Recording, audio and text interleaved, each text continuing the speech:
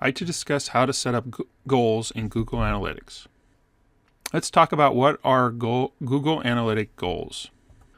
Basically, what are goals in Google Analytics are basically things you want to call out to see if those actions are being performed on your website. So there's a number of different things you can track. You could look at when a product gets sold. You can look at when somebody signs up for a newsletter. So you can do it. But first you got to decide what goals you want to track as actions that occur on your website. And basically, a goal can also be thought of as a conversion. So what is a conversion? Basically, it's when an action occurs that goes from one state to another. So again, not signed up to your newsletter, signed up to your newsletter. The reason this is important is because then a concept of a conversion rate comes. How many people start at the beginning and complete it to the end? And then the ones that move from those different states are called becomes the conversion rate. One interesting thing that Google Analytics provides is this way to set up what is basically a goal funnel. And the cool thing is it has a nice data visualization for this. So the goal funnel are the different steps that they actually take on your website. So it could be starting on a specific page, going to another page, going to another page, and finally ending at the final page where you count that as a goal that has now been turned into a conversion. Google Analytics, to help you set up your goals, provides a number of templates to get started so that these are actions that you want. And then within each one of these templates, there are specific types of actions that can be performed. So for the demonstration of Google Analytics goals, first we'll go through creating a goal, and then we'll discuss if any changes need to be made to your website. Okay, so let's go through a demonstration of how to set up a goal in Google Analytics. First thing you need to do is log in your Google Analytics account. You could do a search in Google, or you could just type in analytics.google.com. It'll then prompt you to log in to your account, which will use your Google account. Then go ahead and type in your password. And your Google Analytics dashboard will then load so that we can get started on configuring goals. Once your dashboard is loaded, you want to actually come down here to the admin setting down the lower left. And this is actually something you set within the view part of your Google Analytics account. So we'll go ahead and click on goals here. And then if you had other goals already set, you would see them here. But in this case, we're going to create new goal. So under goal setup, we have a couple of different options. One is template, and down here near the bottom is custom. Under templates, we actually see we have a number of pre-filled configurations that we could actually select. So we have ones, in this case, register online, create an account, refer a friend, get an alert, sign up. So there's many choices to, excuse me, choices to choose from here. Let's go ahead and just pick sign up, and then we'll hit continue. And then we'll see the different options here. But I kind of wanted to show that because in reality, these don't actually change too much. So if we do submit content and hit continue, we kind of get to the same different information there.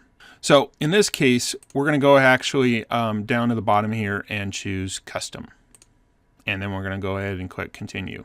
Okay, so the first thing you want to do here is put a description for your goal. So in this case, we're going to just do a typical, I want someone to sign up to get my newsletters. So we're just going to call this newsletter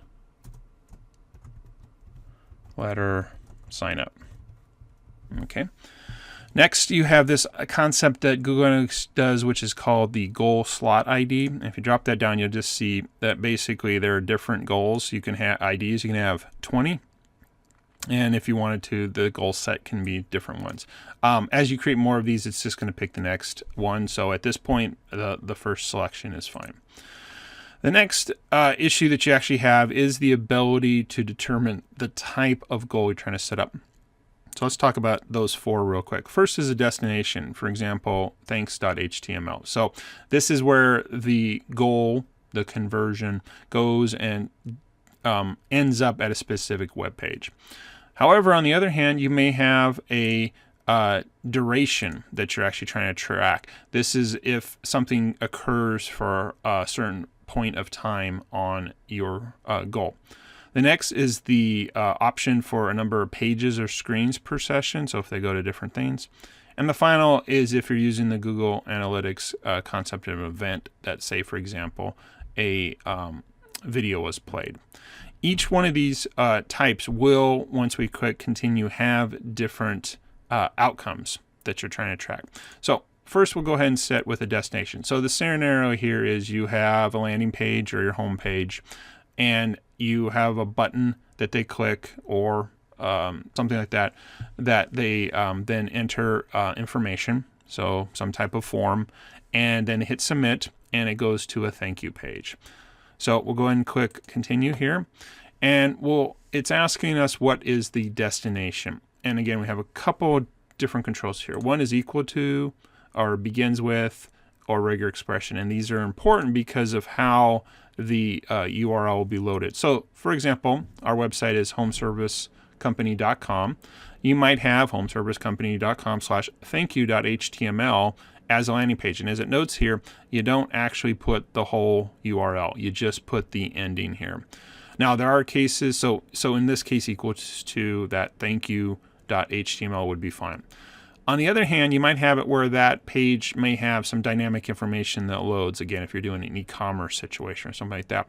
In that case, begins with would be. And again, if you have some complicated thing, the idea of a regular expression, which is a way to have different wildcards and things like that.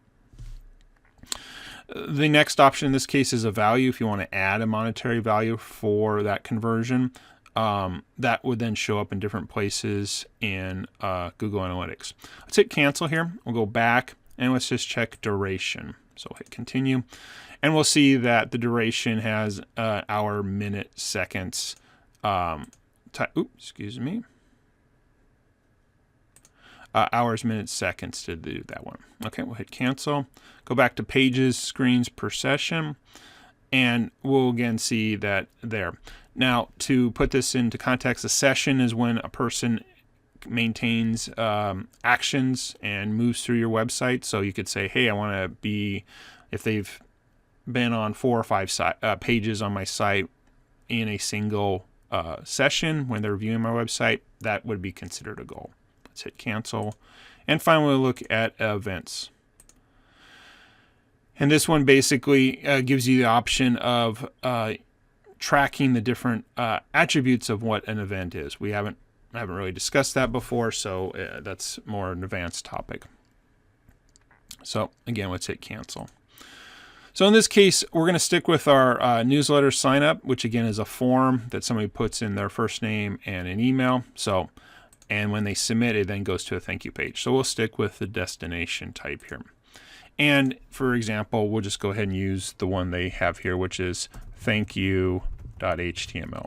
But again, if you have a different URL for your thank you page that shows up after you submit, you'd put that there.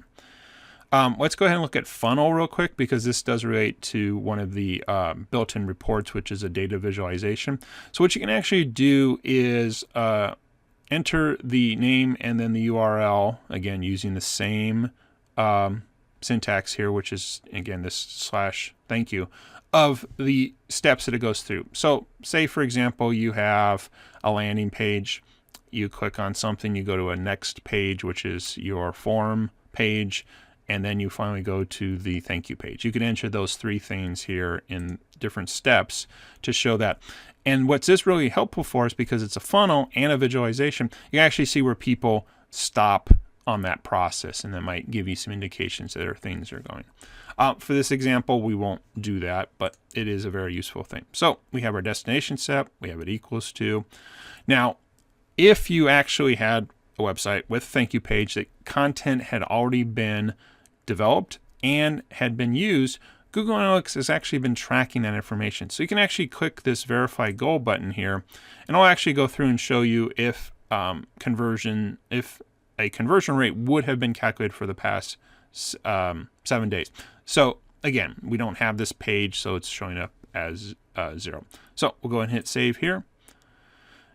And there we go. We have our goal set up. And if we had some information here, it would show up. So once our goal has been set up, now if we go back to different reports, so we'll just go back to our home page. And now we go to conversions. We'll actually see that the section goals exists here, and we can do an overview. So again, this is just a test, so there isn't any real data to show up here. But you would actually see your goal completions and different information. And you'll notice here this newsletter setup goal number 1 completion, that actually exists. So if you had multiple goals, you could actually change different values to see how things work through different things. I mentioned that data funnel visualization that could be set up. Again, you won't see anything here, but because we just have one step, it's there. So that concludes showing you through the different parts of how to set up a goal in Google Analytics. Let's go back to the admin screen here and goals. Now, one thing I just wanted to point out here, this is just the setup within Google Analytics, your Google Analytics account, but you might need things in your website. So for example, like I said here, this is a test, so we don't really have the form on the site. We don't have the thank you page. So there's ways that you will need to alter your website if, for example, you haven't set it up.